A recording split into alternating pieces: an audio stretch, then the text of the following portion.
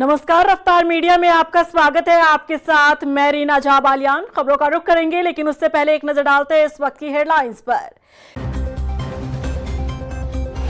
CM Dhami ने परखी नए साल के जश्न की तैयारी। मुख्यमंत्री ने अधिकारियों से लिया अपडेट, कहा पर्यटकों की सहूलियत का रखा जाएगा खास ख्याल, सैलानी की सुरक्षा के साथ ना हो खिलवाड़।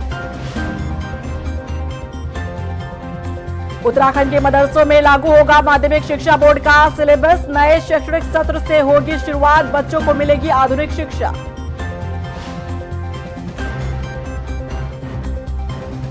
एंजल चकमा हत्याकांड मामले में मुख्य आरोपी पर बढ़ाई गई इनाम की राशि। आरोपी के नेपाल भागने की आशंका, एसआईटी ने संभाला मोर्चा।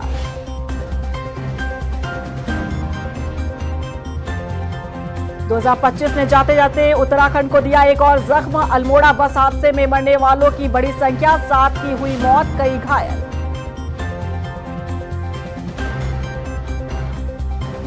और चलिए अब बुलेटिन की शुरुआत कर लेते हैं। उत्तराखंड में नए साल के मौके पर बड़ी संख्या में पर्यटकों के आने की उम्मीद है। ऐसे में मुख्यमंत्री पुष्कर सिंह धामी ने व्यवस्थाओं की खुद समीक्षा की। मुख्यमंत्री धामी ने बताया कि प्रदेश में आने वाले पर्यटकों की सहूलियत को ध्यान में रखते हुए व्यवस्थाओं को दुरुस्त किया गया है। ट्रैफिक से लेकर होटल, होम स्टे के अलावा परिवहन सुविधाओं पर काम किया गया है। उन्होंने कहा कि उत्तराखंड नए साल के जश्न के लिए तैयार है और यहाँ आने वाले पर्यटकों की सुरक्षा का जिम्मा सरकार पर है। नए साल में हमारे राज्य के अंदर अनेक जो हमारे टूरिस्ट डेस्टिनेशन हैं और हमारे सभी प्रमुख शहर हैं, उन शहरों में बड़ी संख्या में पूरे देश भर के सैलानी आते हैं, पर्यटक आते हैं, टूरिस्ट आते हैं। उनकी सबकी सुरक्षा हमारी सर्वोच्च प्राथमिकता है। ट्रैफिक से लेकर सभी इंतजाम, होटलों से लेकर साफ़ सफाई व्यवस्था, सड़कों की, परिवहन की सभी व्यवस्थाएं ठीक रहें और सभी किसी को कोई परेशानी का सामना न करना पड़े। और सर्दी का भी मौसम है, क्योंकि इसलिए सभी व्यवस्थाओं को ठीक से सुनिश्चित किया जाए। सभी विभागों के स्तर पर, पुलिस विभाग के स्तर पर, प्रशासन के स्तर पर, तो सभी इंतजामों की जो एक बार समीक्षा भी हुई है, सभी इंतजाम अच्छे किए गए हैं। और जो कुछ इंतजाम और होने हैं, आज और कल में वो भी हो जाएंगे। तो पूरी देवभूमि सभी के लिए तैयार है। सबका स्वागत है। मुख्यमंत्री पुष्कर सिंह धामी ने उत्तराखंड में संचालित मदरसों को लेकर एक बार फिर बड़ा बयान दिया है। सीएम ने कहा कि प्रदेश में संचालित अवैध मदरसों पर ताला लग चुका है। वहीं जो मदरसे संचालित हो रहे हैं, उन मदरसों में अब माध्यमिक शिक्षा बोर्ड द्वारा निर्धारित सिलेबस ही पढ़ाया जाएगा। बता दें कि मुख्यमंत्री धामी ने एक बार फिर मदरसा बोर्ड खत्म करने के फैसले का समर्थन किया है। उन्होंने कहा कि सरकार ने सोच समझकर ये फैसला लिया है ताकि मदरसे में पढ़ने वाला छात्र गुमराह ना हो। कि अवैध रूप से चलने वाले मदरसे जो छात्रों को गुमराह करने का काम करते हैं, छात्र छात्राओं के जीवन के साथ कहीं ना कहीं धोखा करते हैं, उनको अवैध रूप से जो चलने वाले थे हमने ताला भी लगाया है। और आगे जो माध्यमिक शिक्षा बोर्ड के द्वारा जो निर्धारित पाठ्यक्रम है, वो पाठ्यक्रम ही उन मदरसों बोर्डों में पढ़ाया जाए, ऐसा प्रावधान भी किया गया है। इसके पीछे हेतु ये है कि राज्य के अंदर, देवभूमि के अंदर शिक्षा और ज्ञान के मंदिर स्थापित हों, न कि एक कट्टरवादी सोच या मैं कहूँ कबीलाई मानसिकता, ये किसी भी प्रकार से हमारी नई पीढ़ी पर हावी नहीं होनी चाहिए। उनका राष्ट्र के उत्थान में, राष्ट्र के विकास में, चरित्र के निर्माण में, हर दृष्टि से समाज के लिए उनका योगदान हो, इस दृष्टि से नया कानून लाया गया है।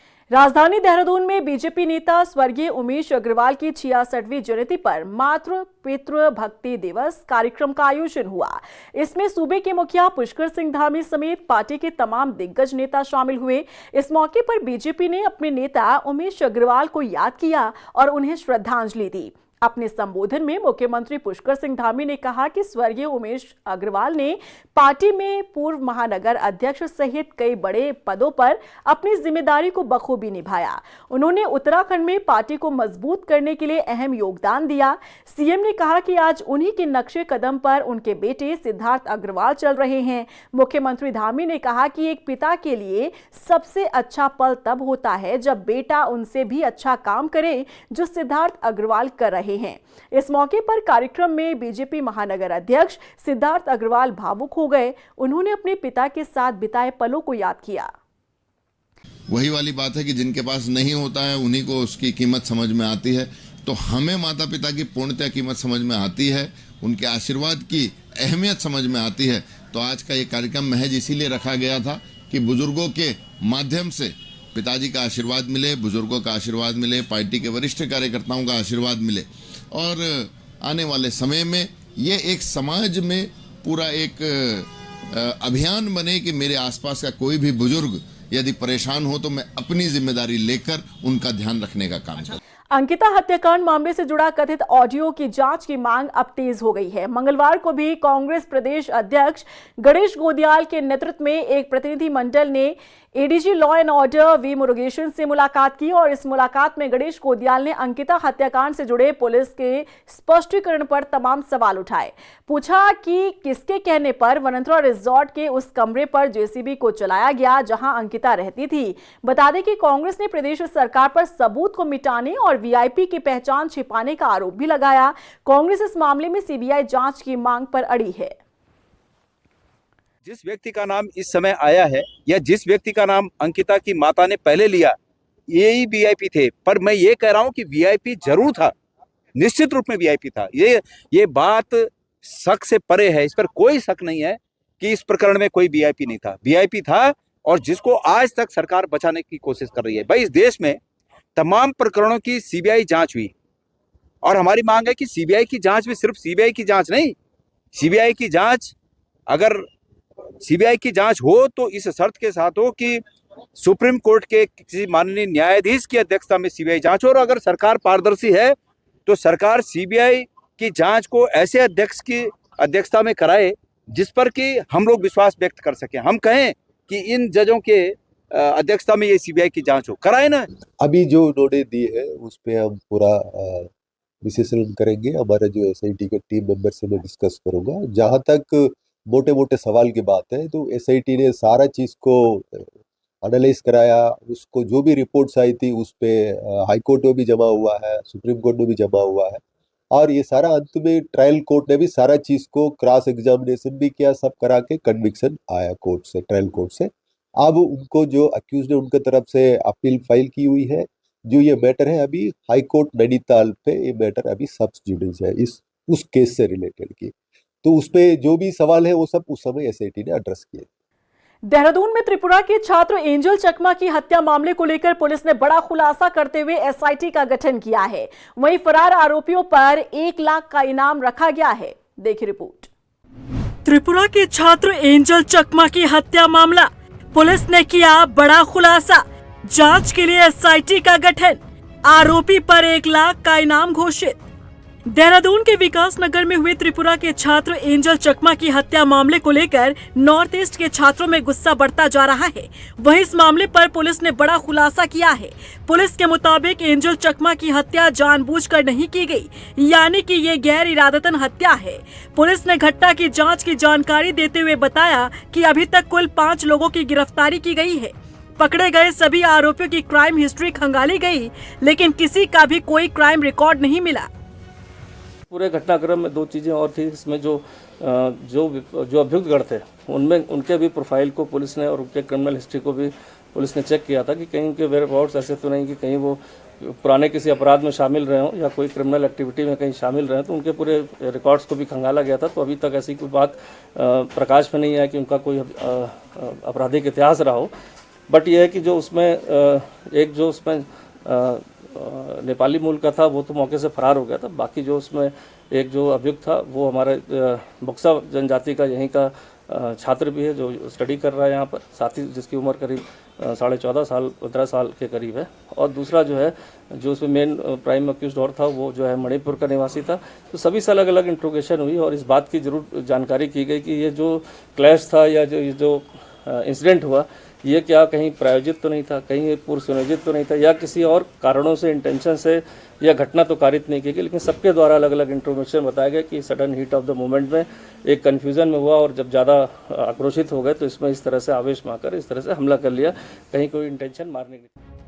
एंजल चकमा हत्याकांड मामले की जांच के लिए अब एसआईटी का गठन किया गया है। वहीं फरार आरोपियों को पकड़ने के लिए इनाम की घोषणा की गई है। पुलिस ने फरार यज्ञराज अवस्थी पर 1 लाख का इनाम रख दिया है। तो डेफिनेटली ये रीज़न जो रहा, जो एक कन्फ्यूज़न क्रिएट हुआ है हीट ऑफ द टॉक्स में, जो एक कहा जाए कि एक इंसिडेंट होता है या कहेंगे इंटॉक्सिकेशन में कभी कोई होता है, तो एक इंसिडेंट जो है छोटी मोटी घटना भी जो है बड़ी घटना के रूप में कारित हो जाती है। ऐसे बहुत बार देखा गया है कि कभी कोई रीज़न नहीं होता है, but heat of the moment में या कभी बहसबाजी में एक घटना बड़ी कारित हो जाती है, और ख़ासकर जब अगर कोई इंटॉक्सिकेटेड हो। तो इन सब चीज़ों की हम इन्वेस्टिगेशन कर रहे हैं। बहुत सारे एविडेंस हमारे विवेचक ने निकाले हैं, लिक्कर शॉप्स के भी निकाले हैं कि और साथ ही साथ अन्य शॉप से भी पूछा गया है। तो ये सारी चीज़ें इन्वेस्टिगेशन हम शामिल कर रहे हैं कि कोई साक्ष्य ऐसा ना छूटे कि जिससे कि अभियुक्तों को कड़ी से कड़ी सज़ा मिले। यही हमारी पूरी कोशिश है। और एक छठा जो अभियुक्त फरार है, उसके अरेस्ट के बाद उसमें ज़रूर हम डेथ तक जाएंगे कि उस सर्कमस्टांसेस में उसके द्वारा एक इस तरह का स्टेप क्यों लिया गया कि उसके द्वारा एक चाकू उठाकर उसको मारा गया, जिससे कि बाद में जो है विक्टिम की डेथ हुई। एक तरफ जहां मृतक छात्र के परिजन आरोप लगा रहे हैं कि उनके बेटे की हत्या नस्लीय टिप्पणी के चलते हुई, तो वहीं पुलिस इस आरोप को दरकिनार कर रही है। पुलिस ने दावा किया है कि अभी तक देहरादून में नस्लीय कमेंट का मामला सामने नहीं आया। जानकारी के मुताबिक एंजल चकमा अपने छोटे भाई और साथियों के साथ 9 दिसंबर की शाम को कुछ सामान लेने के लिए दुकान पर जा रहे थे, जहां अचानक कुछ युवाओं ने नस्लीय टिप्पणी करना शुरू कर दिया। जब एंजल और उसके भाई ने इसका विरोध किया तो युवाओं ने उसे मारना शुरू कर दिया।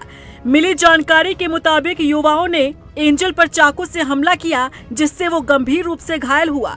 एंजल को अस्पताल में भर्ती कराया गया, जहां 17 दिनों तक वो जिंदगी और मौत के बीच जूझता रहा, लेकिन आखिरकार वो जिंदगी से हार गया और 25 दिसंबर को एंजल की मौत हो गई। रफ्तार मीडिया के लिए देहरादून से हिमांशु चौहान के साथ ब्यूरो रिपोर्ट। उत्तराखंड में 2025 में कई सड़क हादसे हुए, जिसमें कई लोगों ने अपनी जान गंवाई। ये साल जाते जाते एक और जख्म दे गया। अल्मोड़ा में एक दर्दनाक बस हादसा हुआ, जिसमें 7 यात्रियों की मौत हो गई, वहीं कई लोग घायल हो गए। आंकड़े बताते हैं कि 2024 के मुकाबले 2025 में सड़क हादसे 5% बढ़े हैं। देखिए रिपोर्ट। 2025 ने जाते जाते दिया एक और जख्म। अल्मोड़ा में बड़ा सड़क हादसा, खाई में गिरी यात्रियों से भरी बस, 7 की मौत, कई घायल। उत्तराखंड के अल्मोड़ा जिले के सल्ट भिकिया सैंड क्षेत्र में मंगलवार सुबह एक दर्दनाक सड़क हादसा हो गया। भिकिया सैंड विनायक रोड पर द्वाराहाट से रामनगर की ओर जा रहे एक यात्री बस अनियंत्रित होकर गहरी खाई में जा गिरी। इस हादसे में 7 यात्रियों की मौत हो गई, तो वहीं कई लोग घायल हो गए। गंभीर रूप से घायल यात्रियों को ऋषिकेश एम्स रेफर किया गया। बता दें कि इस बस में 12 यात्री सवार थे। द्वाराहाट से रामनगर जाते वक्त ये बस हादसे का शिकार हुई। वहीं चालक के मुताबिक स्टीयरिंग फेल होने के कारण यह हादसा हुआ। इस हादसे पर उत्तराखंड के मुख्यमंत्री पुष्कर सिंह धामी ने भी दुख जताया है। प्रदेश में हादसों की बात करें तो 2025 में अब तक कई सड़क हादसे हुए। ये कहें कि साल 2025 उत्तराखंड के लिए सड़क हादसों से भरा साल रहा। पिछले साल के मुकाबले सड़क हादसों में इस साल 145 से ज्यादा मौतें हुई। और सबसे हैरानी की बात तो ये है कि इस साल पहाड़ों में सड़क हादसों का ग्राफ मैदानी इलाकों से भी ऊपर निकल गया। आंकड़ों के लिहाज से यदि देखें तो साल 2025 में सिर्फ 11 महीनों के भीतर उत्तराखंड में 1669 सड़क हादसे हो चुके हैं। वहीं 2024 में ये आंकड़ा 1594 था, यानी 5% का इजाफा। पिछले साल 983 लोगों की मौत हुई थी, जिनकी संख्या बढ़कर 1128 पर पहुंच गई है। पहले उत्तराखंड में सबसे ज्यादा हादसे मैदानी इलाकों में होते थे, जैसे देहरादून, हरिद्वार, उधम सिंह नगर, लेकिन 2025 में पहली बार ग्राफ पूरी तरह से पलट गया है। अब सबसे ज्यादा हादसे पहाड़ों में हो रहे हैं। पहाड़ों में बढ़ते सड़क हादसों के पीछे कई वजहें हैं। मौसम का खराब होना, संकरी सड़कें, तेज रफ्तार, ड्राइवरों की थकान और लगातार बढ़ता पर्यटन। साल 2025 अब खत्म होने को है। आंकड़े सामने हैं, तस्वीर साफ है और सवाल बरकरार है कि क्या आने वाला वक्त पहाड़ों को सुरक्षित बनाएगा या ये लापरवाही यूं ही लोगों की जान लेती रहेगी और साल बदलता रहेगा लेकिन स्थिति एक जैसी ही रहेगी। रफ्तार मीडिया के लिए देहरादून से ब्यूरो रिपोर्ट। राजधानी देहरादून में नगर आयुक्त और कांग्रेस पार्षद रॉबिन त्यागी के बीच ठंती दिख रही है। बता दें कि कांग्रेस पार्षद रॉबिन त्यागी के किए गए बर्ताव के खिलाफ जहां नगर निगम में 2 दिन ताला पड़ा रहा, तो वहीं मंगलवार को जब अधिकारी और कर्मचारी लौटे तो कांग्रेस पार्षद ने नगर निगम पहुंचकर धरना दिया और आरोप लगाया कि अधिकारी कांग्रेस पार्षदों के साथ दोहरा व्यवहार कर रहे हैं। निगम ने कुछ पार्षदों को तो 1 करोड़ का टेंडर दिया है, जबकि कुछ पार्षदों के वार्ड में सफाई कर्मी भी नहीं पहुंच रहे हैं। उनका कहना है कि अब उनकी लड़ाई नगर आयुक्त के साथ है। देखिए, मेरी नगर निगम के किसी भी कर्मचारी से मेरी कोई भी लड़ाई नहीं है। हमारी जो लड़ाई है वो भ्रष्टाचार से लड़ाई है।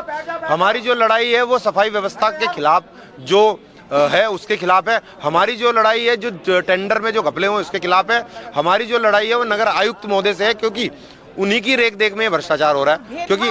क्योंकि माननीय मेयर साहब का स्वास्थ्य ठीक नहीं है, तो इस वजह से मुझे ये लग रहा है कि ये नगर आयुक्त महोदय सभी को गुमराह करके कुछ पार्षदों से के फायदे के लिए और भ्रष्टाचार को बढ़ावा देने के लिए ये इस तरह के कार्य किए जाने की, जिससे कि भ्रष्टाचार जो हुआ है, जो ये टेंडर हुए हैं, ये दब जाए इस हड़ताल के माध्यम से।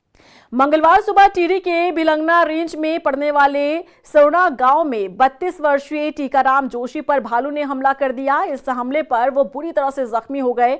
वहीं सूचना के बाद मौके पर पहुंची वन विभाग की टीम ने घायल को इलाज के लिए अस्पताल पहुंचाया। पीड़ित ने बताया कि वो सुबह करीब 8 बजे जंगल में पशुओं के लिए चारा लेने गया था और इसी दौरान झाड़ियों में बैठे भालू ने उस पर अचानक से हमला कर दिया। मैं जंगल में घास काटने जा रखा था तो सड़क के थोड़ा 2-3 मीटर ऊपर ही एकदम अटैक किया भालू ने मेरे साथ। हमारी काफी देर तक लड़ाई हुई, आपस में मुठभेड़ हुई। मैंने उसको डंगार में फेंका, मैं ऊपर रहा, वो नीचे गिर गया था। फिर मैं वहां से उल्टी साइड भागा। अचानक भालू द्वारा उन पर हमला किया गया। सूचना मिलते ही हम वन विभाग की टीम जो है मौके पे आके जो है उनको हम पिल के हॉस्पिटल ले गए, जहाँ उपचार के बाद उनको उनके घर में छोड़ने आए हैं। रुड़की में जन जन की सरकार जनता के द्वार कार्यक्रम के तहत जन सुनवाई का आयोजन हुआ, जिसमें एडीएम जयराम चौहान ने ग्रामीणों की समस्याओं को सुना। कई मामलों का मौके पर निस्तारण हुआ। उधर एडीएम हरिद्वार ने बताया कि कार्यक्रम में 120 से ज्यादा शिकायतें आई। ज्यादातर मामले बिजली बिल, राशन कार्ड, भूमि विवाद और राजस्व से जुड़े हुए थे। वहीं इस दौरान ग्रामीणों को सरकार द्वारा चलाई जा रही जन कल्याणकारी योजनाओं के बारे में भी जानकारी दी गई। है कि जिलाधिकारी महोदय के निर्देशन में जो सरकार जन जन के द्वार, सरकार जनता के द्वार, तो उसी उपलक्ष्य में हम आप सभी यहाँ एकत्रित हुए हैं। अभी तक 120 से अधिक शिकायतें प्राप्त हो चुकी है, जो अधिकांश शिकायतें भूमि से संबंधित, राशन कार्ड से संबंधित, विद्युत बिल से संबंधित है। हम उसको संबंधित विभागों के साथ मिलकर के उसका निस्तारण कर रहे हैं। हमने पीएनबी में केसीसी बनवाया था, पैसे हमने जमा कर दिए, 10,000 रुपए 15 रुपए ब्याज के बने थे। केसीसी वाले आए हमारे पास बैंक के, उन्होंने कहा मैं ब्याज छुटवा रहा था सब, तब मुझे जमा कर दो। हमने बैंक में जाकर उन्होंने पैसे दे दिए, उन्होंने आधे जमा करे, आधे जमा नहीं करे। ये नोट टूट गया था पक्का, हमने ना पूरे फुल पैसा कर दिया था। तो हमारा समस्या ये है, उन्होंने वो हमारे को नोटिस भेज रहा पैसे लेकर। मसूरी में नए साल के जश्न की तैयारी हो चुकी है। वहीं कारोबार को लेकर स्थानीय व्यापारी भी उत्साहित है। उनका कहना है कि 25 दिसंबर के बाद से बड़ी संख्या में पर्यटन मसूरी आ रहे हैं और इस वजह से होटल, होम स्टे भी फुल है। इसके अलावा पर्यटन स्थलों पर जबरदस्त रौनक देखने को मिल रही है। उन्होंने बताया कि यदि ऐसा रहा तो जाता हुआ साल उन्हें मुनाफा दे जाएगा। बहुत ही खुशी का समय है। बड़े दिन 25 दिसंबर से लेकर 1 जनवरी नए साल के दिन तक मसूरी में पूरे राष्ट्र भर से, विश्व भर से पर्यटक आते हैं और इस बार पर्यटकों की जो आमद है, पर्यटक की जो गिनती है, वो काफ़ी अत्यधिक है। पर्यटक ना सिर्फ मसूरी में क्रिसमस का चाव देखने आ रहे हैं, पर्यटक नया साल मनाने आ रहे हैं, धूप का मज़ा लेने आ रहे हैं। जो धूप मैदानी क्षेत्रों जैसे पंजाब, दिल्ली, हरियाणा, यूपी से गायब है, वो धूप सिर्फ मसूरी में मिल रही है। नैनीताल पुलिस इस बार 31 के मौके पर हुड़दंगियों से सख्ती से निपटेगी। बता दें कि एसएसपी मंजुनाथ टीसी का कहना है कि नए साल के मौके पर सभी पर्यटकों का नैनीताल में स्वागत है, लेकिन शराब पीकर हुड़दंग मचाने वाले और कानून व्यवस्था से खिलवाड़ करने वालों की अब खैर नहीं। उन्होंने कहा कि यदि कोई ऐसा करता है और पकड़ा जाता है तो उसकी रात हवालात में बीतेगी। ड्रंक एंड ड्राइविंग, हुड़दंगी और रोड रेज पर नहीं करें, क्योंकि मैं तत्काल में आपका मतलब जो न्यू ईयर सेलिब्रेशंस जो है ऐसा ना हो कि हवालात में करना पड़े और आपके ऊपर एफआईआर करके पुलिस की कार्रवाई ना हो। मैं ओपनली बोल रहा हूँ, ड्रंकन ड्राइविंग, हुड़दंगी करना, खुलेआम जो है शराब या फिर नशीला वस्तुओं का सेवन करते हुए या डिस्प्ले करते हुए करना, इस प्रकार की हुड़दंगी मचाना या वेपन का डिस्प्ले करना, ये करेंगे तो 100% मुकदमा लिख के आपके घर तक आएगी पुलिस और न्यू ईयर के दिन जो है आपको हवालात में ना करना पड़े। ये चीज़ें मुझे क्लियरली बोलना है, क्योंकि आपके अलावा भी सभी लोग आते हैं यहाँ पर, जो है बूढ़े भी आते हैं, बुजुर्ग भी आते हैं, मिडिल क्लास फैमिलीज आते हैं जिनके छोटे छोटे बच्चे हैं। केवल आप लोग नहीं आ रहे हो, तो पैसे का या किसी सत्ता का हनक पे आप लोग जो है इस प्रकार की हरकत करते हैं तो हमारा नैनीताल जनपद को थोड़ा सा और उत्तराखंड राज्य को जो है प्रतिकूल प्रभाव पड़ता है। इसको हम हर किस टॉलरेट नहीं करेंगे। उधर टनकपुर में भी नए साल को लेकर तैयारी हो चुकी है। 31 दिसंबर और 1 जनवरी को मां पूर्णागिरि दर्शन के लिए भारी संख्या में श्रद्धालुओं के आने की संभावना है। इसी को ध्यान में रखते हुए परिवहन विभाग ने अभियान चलाया है। एआरटीओ मनोज बगौरिया ने बताया कि पूर्णागिरि मार्ग पर टैक्सी चालकों को नशे में वाहन नहीं चलाने के निर्देश दिए गए हैं। उन्होंने कहा कि यदि चालक नशे की हालत में पकड़ा गया तो उसका ड्राइविंग लाइसेंस निलंबित कर दिया जाएगा। 30, 31, 1 में भी भारी संख्या में पर्यटक आने, श्रद्धालु आने की संभावना है। तो इससे रिलेटेड अभी मैंने सारे जो यहाँ पे टैक्सी संचालक हैं, गाड़ी मालिक हैं, उनको कहा गया है, उनको निर्देशित किया गया है कि वाहनों में जो है सबसे पहले तो आप जिसको भी श्रद्धालुओं को जब बैठाते हैं तो उनसे सौहार्दपूर्ण व्यवहार करें। इसके अलावा जो है उनसे जो किराया है निर्धारित किराया ही लें। निर्धारित किराए का पता कैसे चलेगा? एक किराया सूची जो फेयर लिस्ट होती है उसे चस्पा करें। साथ साथ में QR कोड की व्यवस्था करें। जो ऑनलाइन पेमेंट करना चाहते हैं वो उसको ऑनलाइन वाली सुविधा भी मिलनी चाहिए। और इसी के साथ फिलहाल इस बुलेटिन में बस इतना ही, लेकिन चलते चलते एक नजर डालते हैं इस वक्त की हेडलाइंस पर। सीएम धामी ने परखी नए साल के जश्न की तैयारी। मुख्यमंत्री ने अधिकारियों से लिया अपडेट, कहा पर्यटकों की सहूलियत का रखा जाएगा खास ख्याल, सैलानी की सुरक्षा के साथ ना हो खिलवाड़। उत्तराखंड के मदरसों में लागू होगा माध्यमिक शिक्षा बोर्ड का सिलेबस। नए शैक्षणिक सत्र से होगी शुरुआत, बच्चों को मिलेगी आधुनिक शिक्षा।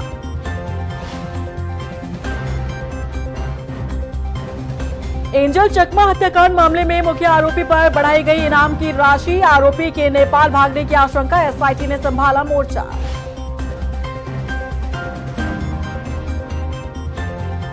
दो 2025 ने जाते जाते उत्तराखंड को दिया एक और जख्म। अल्मोड़ा बस हादसे में मरने वालों की बड़ी संख्या, 7 की हुई मौत, कई घायल।